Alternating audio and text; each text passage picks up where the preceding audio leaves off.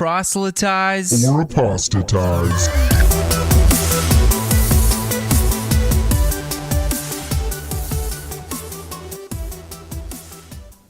Hey guys, thanks for joining us. I am Titus, joined as always by my co-host, The Russell. We actually don't have any guests on today. It's just me and David going to be talking about the show, what our vision is for the future. Absolutely. I'm going to be expressing some of my misgivings about apologetics, and David is going to set me straight. I'm going to try to. Yeah. We're gonna, You know, it's funny, though. Tell everybody why we're doing this today and why we're at your house right now. Yeah. I am moving to Gordonsville, Virginia, and David just wanted to show off how much of a Christ-like person, he is by coming over here. We're moving to Gordonsville, Virginia. My wife and I, we just bought a house there, and he came over and helped us move. Well, you know, I actually came over to help Titus, but I ended up helping the Geico caveman. I mean, I don't know what's going on with that beard, bro. Yeah. Well, here's the deal. It's hormones. You know, there's something about it. It started with my brother-in-law when he was having his first kid, a little girl. Her name is Ren, and no one cared about what her name was, but I just threw that out there anyways.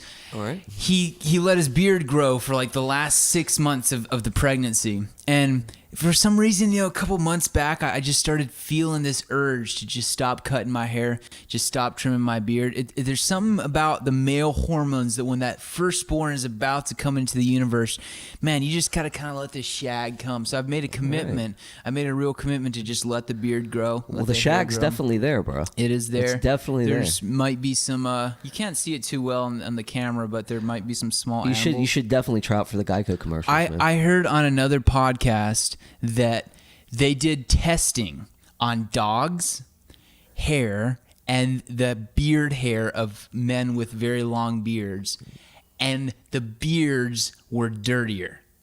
Yeah, absolutely. I heard that too. I read that too. Yeah. How in the world is that possible? Well, because you got a lot of just junk going in there. But I clean my beard. We all when we're on top of our game, we shampoo our beards, okay? Dogs don't shampoo themselves. They get shampooed maybe once a month. Dude, how is that? I don't know, man. Anyways. I don't know. It's science, though. Anyways, so we're just going to be talking about some theology stuff, some apologetic stuff. First of all, though, I wanted to give a little sermon because I cannot have a podcast that people publicly listen to without giving a little spiel about what I think is the most important aspects to my faith, what I think will change the world, what I'm most passionate about. I love apologetics. I think that conversations about theology are extremely important, but ultimately I've defined 5 points of what I call mere devotion, kind of riffing off of, you know, C.S. Lewis's Mere Christianity thing. And I believe that if Christians from different denominations, from different theological perspectives, rallied around these 5 points, that we would see what, for lack of better terms, I call revival. We would see real Christianity that changes the world. This is what I'm most passionate about. This is what I try to live my life by. So I'm going to give you a little sermon. You ready for it? So you've got all the answers. Go for I it, do. man. That is basically the point, is that I have all the answers. Here's the deal. Every Christian I talk to, David, no matter what denominational perspective they're from, no matter what their theology is, agree that prayer is a good thing. Yeah, absolutely. And that studying the Bible is a good thing. Absolutely. Yeah. And here's the other thing. Almost every Christian I talk to says, man, I really should be reading the Bible more. I really should spend more time in prayer. And here's the deal. Why not just do more of it? Like it almost kind of gets on my nerves when people are like, man, I haven't been doing good with my quiet time. I just haven't been studying the Word enough. I'm like, yo, have a little motivation, and if you think you should be spending more time in the Word, if you think you should be praying more, do it. Oh, yeah. Like that connection with God. If you look at all the missionaries and the mighty men and women of God throughout the centuries, they might have been from completely different church settings. They might have had almost nothing in common, but the one thing they had in common is that they would get alone with God and study His Word and pray and connect with Him. And that's where I've experienced the most pleasure, and I'm not lying. I'm not making up Christian cliches.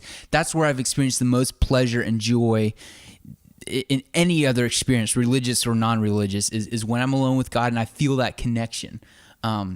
So those are my first 2 points: prayer and the Word of God. So you don't feel it any other time. So what you're telling me is you're really unsafe. I do. No, I'm just joking. Is a safe person supposed to No. feel it all the time? Absolutely. You- That presence you- is supposed to be with you wherever you go. Sure, but you experience more of God's I know, I'm presence just in prayer. teasing you, You're trying to. This is my sermon. You know, I know, we're not I know, getting I'm to interrupting. debates yet. We're not getting to debate yet.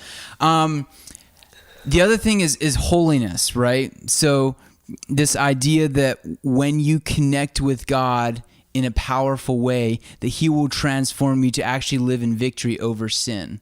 To actually live a holy life, a life that the world looks in and actually sees something different. And I think that's the fact that, like, Barna's statistics say that like 60% of men in the church are addicted to pornography, I think is just crazy, man. And even from a non-religious perspective, there's a website called Fight the New Drug that points out the problems with pornography and how it's destroying people. And so I think not just that issue, but holiness in general is super important. The other thing is caring for the poor. One thing that the early Christians were known for is how they cared for the poor. Like the Romans said that these Christians take care of our poor better than we do. And I think that's one of the reasons why the early church spread so rapidly is their care for the poor, right? And then my fifth point is the Great Commission, sharing the gospel. We got to take the gospel to parts of the world that have never heard it before. And I think that if the church rallied around these things, we would see unity in emphasizing these things. We would see the world change. So that's my sermon. You're welcome to just kneel down, to pray, to respond in any way that the Lord is moving on your heart. I think you did touch on a couple things that I think is vitally important. A lot of times, I do small group leading, and I was a youth pastor before. One thing that I always said to the students was there's 3 aspects to the Christian life that are essential for you to go anywhere, and that is prayer, reading and studying the Word, and fellowship with other people. And those things that you mentioned can fit into those 3 things too. I mean, those things are vitally important, and I would agree with you. I think, and there is a lot. I mean, we all get busy. We all get tied up in our day-to-day lives, and sometimes we miss our devotion. Where you feel really connected with God in prayer, I feel really connected to God in prayer and studying the Word. Because when you're studying the Word in that time of prayer and devotion, it's like it's a conversation. There, you're reading the Word, you're getting that communication from God to you, and when you're praying, you're communicating to God, and the presence of God is just there. So yeah. And what you're saying about me, I should feel God's presence all throughout the day. That's true. Like my wife often tells me, I pray throughout the day. If I'm like, we should set aside this time to just pray and study the Word. She's like, oh, I pray throughout the day, which is true. But there is something to getting alone where there's no distractions. That I think you're gonna experience that connection with God more than any other situation. And didn't Jesus say something about shutting yourself in a room? I think he said something like that somewhere, like get alone in the closet. Right. Yeah. So as far as this show, though, our vision, we've been hanging out today. He's been helping me move, and we've been talking about the vision for this podcast. And we do want to continue to cover apologetics, but we also want to get into issues of theology and issues that our culture is concerned about. Our culture is obsessed with politics right now. So we're going to touch on some of those things. But when we have 2 Christians having a theological debate, we're not trying to cause division in the church. This is something my pastor was actually asking me about, like, why do you have debates between Christians? Isn't that like creating division? I think that we need to model a way for Christians to disagree and to still have fellowship with each other. Absolutely. And to still be able to work together and fulfill the Great Commission together. So that's the one goal of our theological debates that we're going to be doing in the future. The other thing is, if we all have the same spirit and the same Bible, call me an idealist, but I really think we should be able to agree on more. agree on more. I think that we should be able to come to conclusions about what the truth is. And not about everything, but more so than we're seeing now. So what I'm hoping is if we come from different theological perspectives. So if we bring guests on and if we continue to have an ongoing dialogue between us and just try to lay aside our bias and just be like, we have the same Spirit and the same Bible. Can we come to grips on what the actual truth is on these issues? I think that could be accomplished through these debates. And I think no better way to do it than get the different sides in conversation with each other rather than lobbing Twitter grenades at each other. Get them in a room together, get them on a Skype line together. To hear each other's ideas and often like when we talk about stuff and you present your side of things, I start realizing that you disagree with me not because you're an idiot, but because you've actually thought through these issues. And my way of looking at the scriptures isn't the only way, and it creates that sort of empathy. So that's part of what we're trying to do with the theological debate. Yeah, and I think there's a lot to be said for people that can disagree without being disagreeable. That's kind of like a motto that I kind of lived by for many. I mean, I think as Christians, we need to engage more with the culture, but coming to a point where it's not polemic, it's not Bible bashing, but more of a dialogue, and where people can have the maturity to say, I disagree, and I'm not going to be disagreeable with you. Yeah. Augustine coined the phrase early on where he said, in essentials unity, non-essentials liberty, but in all things charity. And I hold that. It's one of them. I do have a C.S. Lewis quote that has been on my page for a long time. So I had another friend asking me why the format of debate is something that we are pursuing. And I told him, I was thinking about it, I was like, there's certain things that are kind of uncontested, certain facts about the universe, and that pretty much everyone agrees on. And these facts can be apprehended by reading and studying the literature. You read on these topics, you educate yourself on whether it's scientific or religious or whatever, facts about the world. There's other things that are contested by the smartest people on the planet. William Lane Craig and Sam Harris are both extremely smart people, and they disagree on these things. And those are the issues that you can't just pick up a book and learn information on. Those are the issues that there's something more going on than just facts. There has to be, like, for one, there's bias going on, but there's more than one way of looking at the universe, and it really matters which of these one ways is correct. And so those are the issues that I like to spend a lot of time studying and learning information about things that people agree on, but the issues that people disagree on that are really important fascinate me even more, because I'm like, there's more than one way to look at this. How am I going to figure out the truth on these issues? The best way is to have both people in the room in dialogue with each other, where I can sit back and be like, okay, that argument makes sense. That argument doesn't make sense. And it's a way of educating myself, but also hearing both sides of the story. Yeah, and the goal of apologetics is to be able to answer those questions, to be able to contend for your faith, as it says in Jude, and to be able to refute even people that come against the gospel in Titus 1:9, as Paul describes. But there's a caveat to that, right? Peter tells us, he says, to have an answer to anyone that asks for the hope that lies within you, but to do it with gentleness and respect. And I wrote about this as one of my first articles when I started up my WordPress, was surfing the gods of war, basically.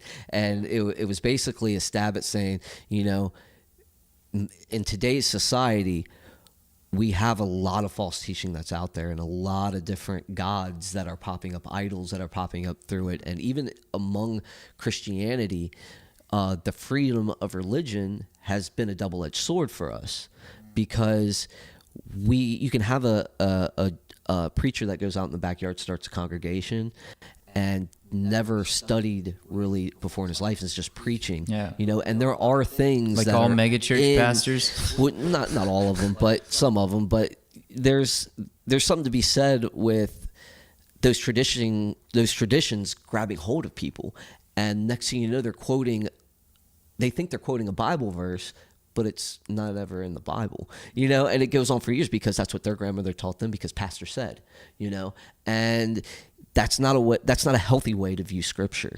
And there's a lot of problems just on that front, that front alone that we have to deal with. So people get mad when you challenge their traditions. So if we can do that with gentleness and respect and kind of say, hey, let's just settle this right now and say, hey, we can dialogue. This is not the debate that we think in a negative sense, but a way to discuss these ideas and doing it in a way that's fruitful. And maybe we can come to more of agreement on those things. Yeah. This podcast, almost more than anything, is an exploration for me, especially on issues that I might not have concluded what I believe yet. I can't wait to have knowledgeable people on the show to express their views, express their opinions, and I'm sure my views will change on a lot of things as I go here. I have an itching curiosity to learn what is the truth on controversial issues, and I can't wait to just continue to dive into all these different topics. But you mentioned apologetics there, and I sent you a text the other day, and I said I'm starting to get a little cynical about apologetics, and you were not too impressed with that statement. And I don't know, cynical probably wasn't the right word, but here's my thing. Here, I'm going to ask you this question, and I want to see how you respond. So my current worldview is, well, actually, before I go into that example, part of what's informing this whole question for me is a book I read by Jonathan Haidt called The Righteous Mind. And the long and short of that book is that people form their political and religious beliefs based primarily on intuition and bias, and use their rationale to defend those beliefs against others. And he has a whole book on this. He's a smart dude. And as I read this book, it lined up with my experience, that it seems like that's how people come to their conclusions, including me. And his reasoning for that was pretty sound in the book. So that's kind of the backdrop for this question. Here's my question. I am a somewhat Anabaptist Christian. I have Anabaptist leanings, and I'm a Christian. Now, is it more statistically probable that I have that current worldview because I looked at the facts and I concluded what the correct worldview is? Or is it more statistically probable that I have that worldview because I was raised in an Anabaptist Christian family? I think that it's more of a product of how you're raised. I think that plays a heavy part in it.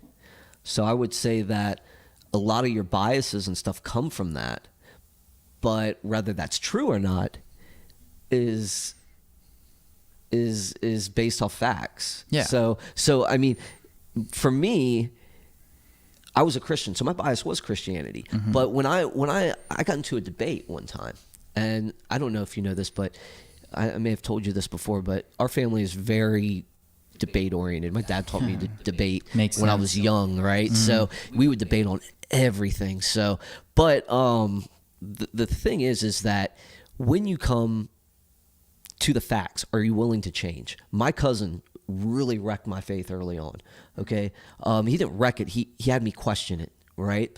And apologetics in regards to this, and in regards to what we've been talking about on this, really deepened my faith. So it's not like I went after it because of my bias. I examined everything after that point. Why do I believe what I believe? And I gave up a lot. I gave up a lot of things that I grew up with. I gave up a lot of positions that I held. I think that's part of maturity, though. So you might start out in a place like that, but I think God moves you on to perfection. So he gives you apologetics. He'll give you a cumulative case to broaden your worldview that will mean more to you at the end of the day. Sure. Yeah. But back to my question. Okay. What's more statistically probable? I already told you. I said that it's because I've been raised in it. That you started out being raised in it. So is it? I think that's probably. I think that's probably true. I haven't looked into statistics myself, but. So should I have more doubt about my current Anabaptist Christian worldview, or more confidence based on that statistical probability? I would say neither. I would say you're a maturing man, and you should look at. Are you counseling me right now? I am counseling Thank you. but you. Can I cry on your shoulder? Yeah, but I would look at everything you can, not just go with one statistic. I would look into the other statistics to say, okay, what about this? What about that? In regard to what's more probable?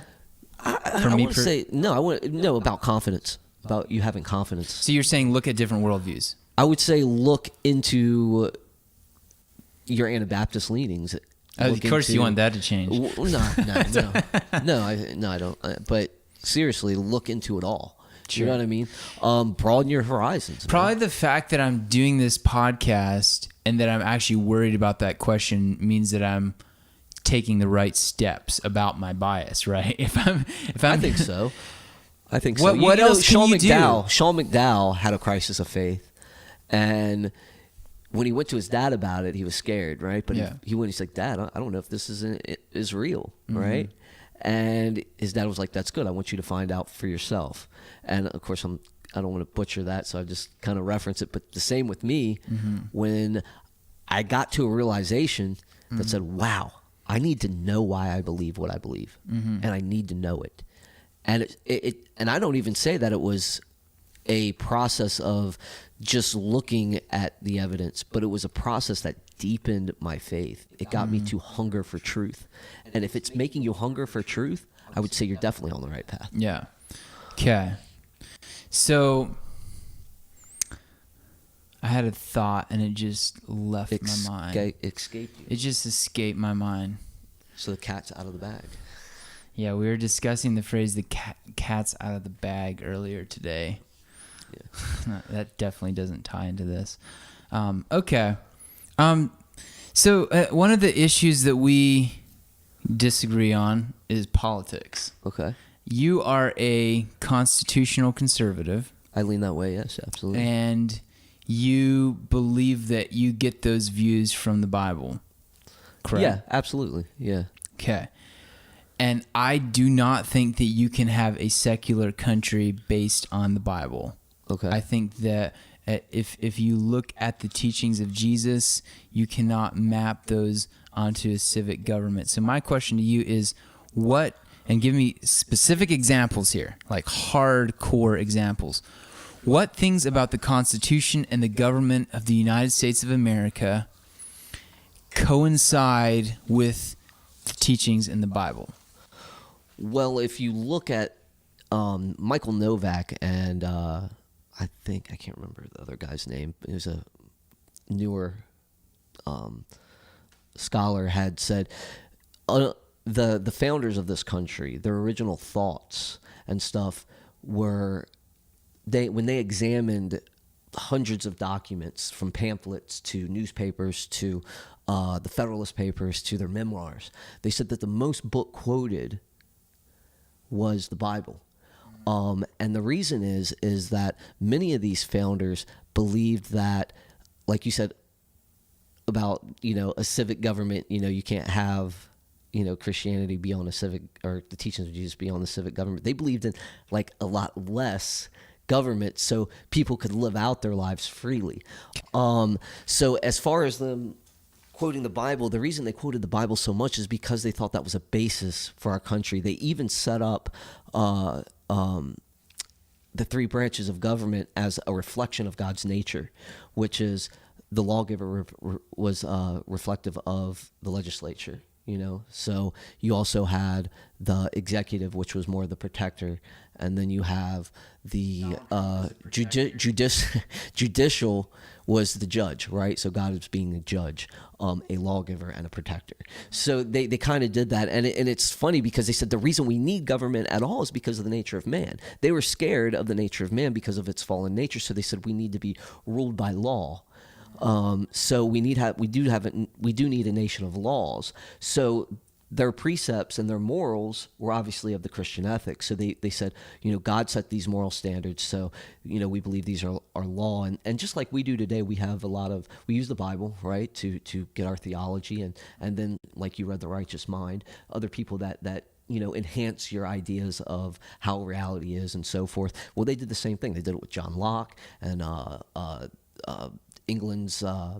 Where they looked in Aquinas, they got a lot of stuff. Even some of their literature is a lot like Summa Theologica. It's kind of funny, but you can actually look and see some of where they get their ideas from, and they had great scholars that would help them in that. So their ideas were, I mean, in Federalist 51, for example, on the nature of man, James. I think it was James Madison that said that if men were angels, we wouldn't even need government. But they know that we needed a limited government, and that was their idea. And they said the best way for people to be able to do this is through a constitutional republic, and that's what they did. Okay, so you're saying that the branches of government reflect the character of God, such as His justice, His protection, His law, and you're saying that mankind is fallen, and those are truths derived from the Bible that were projected onto the government. Is that all? Well, I mean, they believed in the fallen nature of man, and of course, the laws that are made in from the Christian moral ethic. So, when you look at also, they were real big on state and local governments. Mm-hmm. So they really emphasized that they're the ones that were to be more the driving force behind the country. Okay, so here's my deal. In the Old Testament, Israel was definitely a theocracy. It was a country with God as its king. Eventually, they had men as kings as well. They had a law for the way the government was supposed to operate, the laws for the land. It was a theocracy, completely derived from the Bible, 100%. However, when Jesus came to the earth, the primary thing he talked about was the kingdom of God. And Israel expected him to overthrow Rome and establish that theocracy, once again, that was prescribed in the Old Testament. However, he made it very clear that he was bringing a very real kingdom. It was just as real as Rome or as the United States. It was a real kingdom. However, it was not going to operate like Israel had operated in the past. It was not going to operate like any other kingdom operates in the world. And I believe that the primary way that this kingdom is different is that it does not use coercion. It has a law. That this kingdom of Jesus has laws. Don't commit adultery is whoever looks on a woman with lust has committed adultery in his heart. That's a law in the kingdom. Love your neighbor as yourself, a law in the kingdom. Care for the poor, care for the homeless. These are laws in this kingdom. However, we don't use the threat of violence to enforce these laws on others. Instead, we invite them to be part of this kingdom and to obey these laws based on their free will. Now, the United States also has laws. Don't steal, don't murder. However, if you break these laws, you will be coerced to begin to obey these laws. The U.S. has a morality. It absolutely has morality. But what it does is it forces that morality down people's throat by saying, don't steal, don't kill. The kingdom of Jesus has a morality too, but it invites people into that morality. So this really hinges on understanding the kingdom of God as a real living reality right now with laws, and it hinges on a nonviolent interpretation of Jesus' teachings, that he actually taught nonviolence. Yeah, well, I respect that, and I think for the most part he was nonviolent. But when you look at our system of government, okay, when you look at how this is supposed to take place in this world, the kingdom of heaven is, like you said, it doesn't operate like any other kingdom. It's personal. It's relational.